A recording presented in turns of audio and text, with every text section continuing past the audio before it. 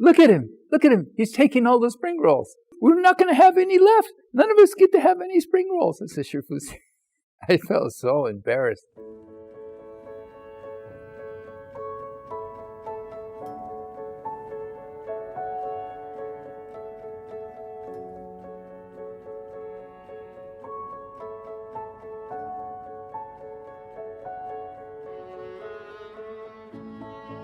The master said, okay, we're going to do a delegation to Taiwan, Hong Kong, Malaysia. And then he said to me, if you want, you can come if you want to come.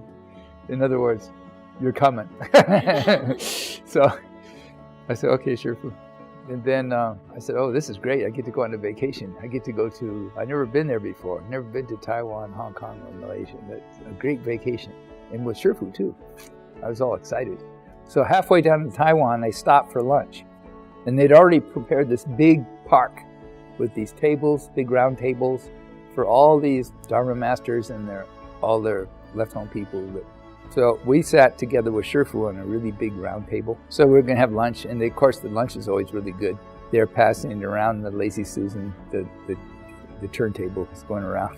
So I saw this big pile of spring rolls. I said, oh, I really like spring rolls. So I took one. Then I said, well, maybe two. Oh, well, maybe three. Meanwhile, Shifu's going like this.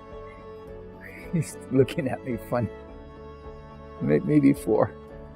He goes, look at him, he's taking all the spring rolls.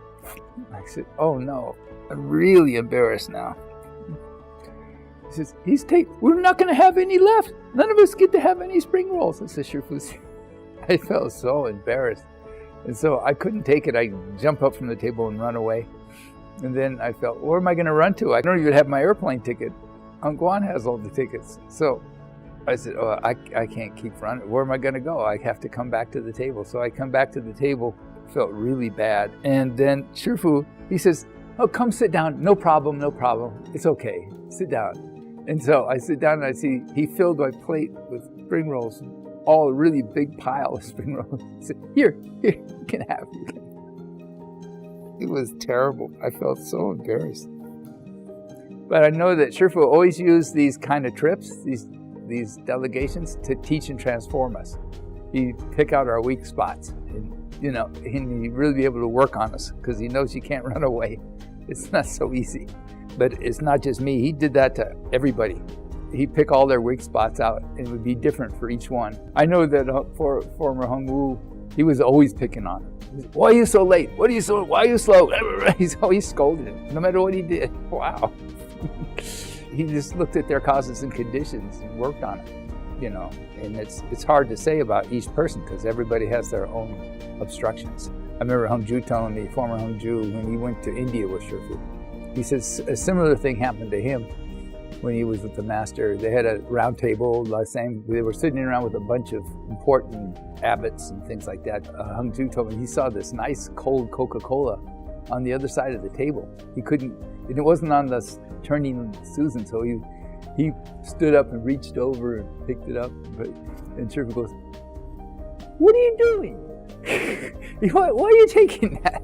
I said, he goes, why are you making me lose face in front of all these Dharma masters? So he would teach us that way.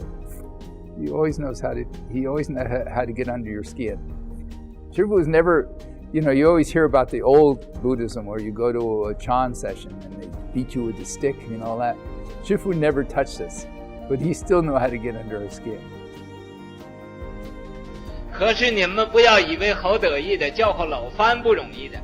我常说，上天虽难也不难，教化西方人最难；入地虽难也不难，教化西方人最难。因为他的性情和这个亚洲人的性情完全相反的，还最不听招呼，最不听教化。